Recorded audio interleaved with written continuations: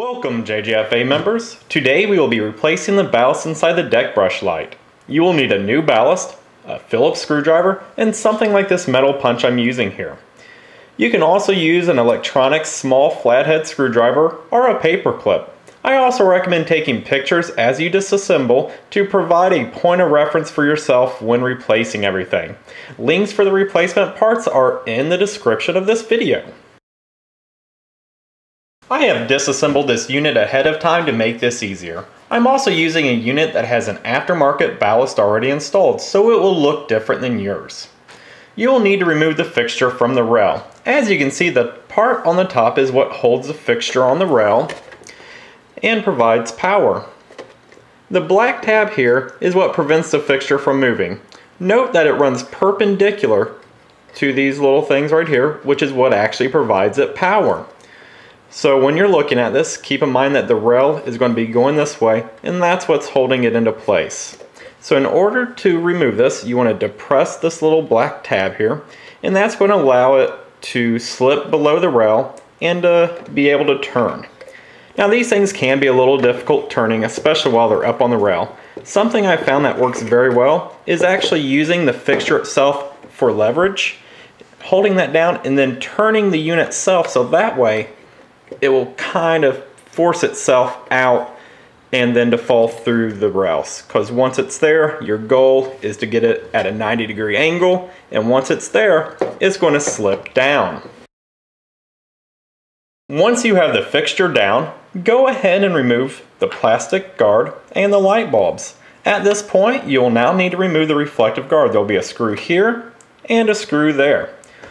Then after that, take a screwdriver, wedge it in there, and just kind of pop it out.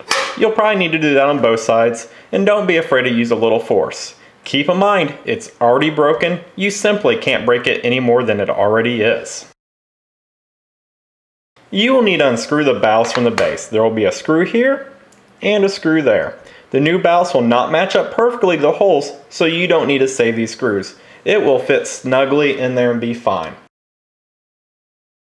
Inside here, you're going to find a little clip that applies pressure to this wire.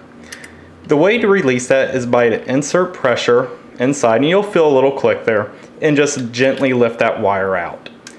Just do all three of these. Very simple.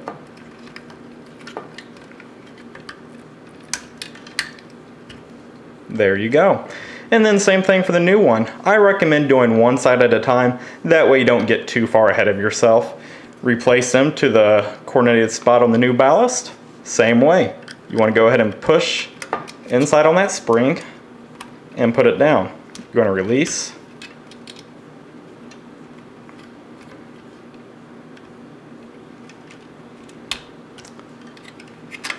Insert it.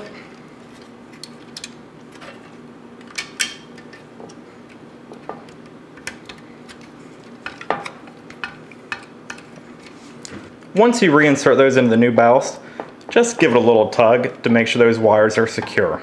Once they're secure, move on to the other side. Another thing that I've seen go bad are the base for the light bulbs. There are two screws inside, here and here, which I've already removed on this one.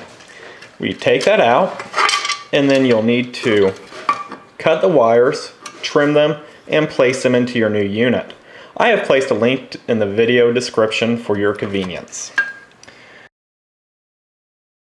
At this point in time, go ahead and put everything back together and get it back on the rail to make sure that it's going to work for you.